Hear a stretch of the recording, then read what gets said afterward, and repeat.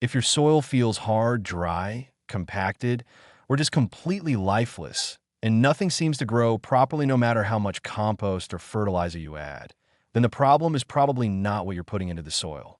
The real issue is what's missing inside it, and that is biology. Most people assume soil fertility is all about nutrients like nitrogen, phosphorus, and potassium. But in reality, healthy soil is alive. It is a living ecosystem filled with bacteria, fungi, insects, and most importantly, earthworms. Without that living system, nutrients don't really matter because the soil simply cannot process or distribute them properly. Earthworms are one of the most important organisms in this entire system. They are essentially nature's underground engineers. As they move through the soil, they create tunnels that allow air and water to penetrate deeper. They break down organic matter and turn it into nutrient-rich castings that plants can easily absorb. And they also support microbial life, which is the foundation of soil health. When earthworms are present in large numbers, the soil becomes soft, dark, and crumbly. It holds moisture better, resists erosion, and feeds plants gradually and consistently. But when worms are missing, the opposite happens. Soil becomes compacted, roots struggle to grow, water runs off instead of soaking in, and plants become dependent on constant external feeding. So the real question is, how do you bring earthworms back into soil that has lost them? The good news is you don't need to buy worms or introduce them manually. In most cases, they're already nearby in the surrounding environment. They're simply not being attracted into your soil. And that is the key difference. Earthworms are not primarily attracted to nutrients. They are attracted to habitat.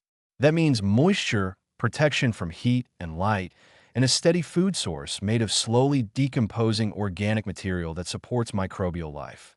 If those conditions are missing, worms leave or stay deep underground.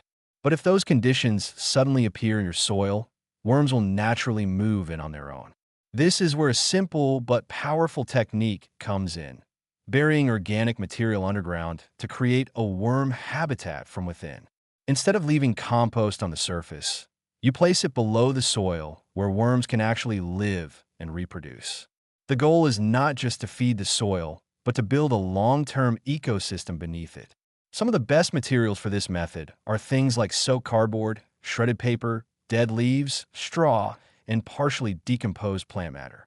These materials are carbon-rich, softening over time, and ideal for microbial activity. Among all of them, cardboard is especially effective.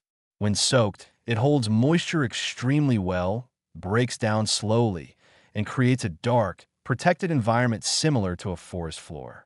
In nature, worms thrive under fallen logs and layers of decaying plant matter.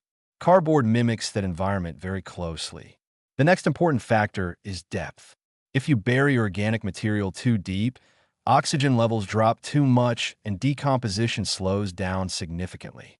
If you leave it too shallow, it dries out quickly and loses its effect. The ideal depth is usually around 4 to 6 inches or about 10 to 15 centimeters below the surface. At this depth, moisture is stable, oxygen is still present, and conditions are perfect for microbial growth. The process itself is simple. You dig a small trench or pocket in the soil, place your soaked organic material flat inside it, not clumped or tightly packed, and then cover it back with soil. After that, you water the area lightly to activate the process. But one of the most important steps is soaking the material before burial. Dry organic matter can actually repel worms because it creates a hostile environment. Moist material, on the other hand, signals safety and food availability. Even better is soaking the material in biologically active water. For example, you can mix compost or worm castings into water and let it sit for a while before soaking the cardboard or paper in it. This introduces beneficial microbes directly into the system. These microbes are extremely important because worms don't actually eat the cardboard itself. What they're really attracted to is the microbial activity breaking it down. Bacteria and fungi begin decomposing the material first, and worms follow because that is their food source. Once the material is buried, the process begins underground. Within hours, bacteria and fungi start colonizing it. After that, worms arrive to feed on the microbial growth. As they feed, they leave behind castings, create tunnels, and lay cocoons that eventually hatch into more worms. Over time, this creates a multiplying effect. One small buried pocket becomes a growing colony. Soil around it becomes darker, looser, and easier to work with. Roots begin to follow the worm tunnels, which act like natural irrigation and nutrient highways. The biggest advantage of this method is that it doesn't just attract worms temporarily. It creates a permanent habitat. When food, moisture, and shelter exist below ground, worms don't just visit. They stay. And more importantly, they reproduce. This is what transforms a few worms into a stable population that continuously improves soil over time. If you repeat this process every 4 to 6 weeks in different areas of a garden bed, the entire soil structure gradually changes. Over a single growing season, you can go from compacted, lifeless soil to a fully active, worm-rich ecosystem filled with natural fertility. In perennial systems like orchards or fruit trees, you can apply the same method around the drip line once per season. Over time, worm activity spreads outward and deeper, improving soil year after year. Another important factor is surface mulch. Even though the worms are being fed underground, the surface still plays a huge role. A layer of leaves, straw, or wood chips helps keep the soil cool and moist, which encourages worms to move closer to the surface at night and retreat safely during the day.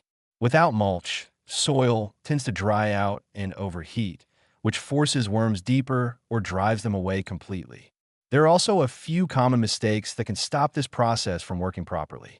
Burying material too deeply reduces oxygen and slows decomposition. Using salty or oily food waste can repel worms. Allowing soil to dry out breaks the cycle entirely. Infrequent tilling destroys tunnels and cocoons, resetting the whole system. When done correctly, however, this method works faster than simply adding compost on top of soil.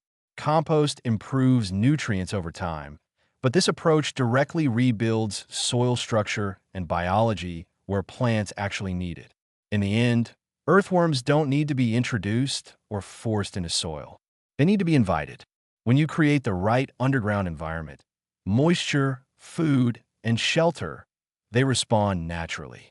They arrive, they multiply, and they slowly rebuild the soil from the inside out. And that is what turns dead dirt into living soil.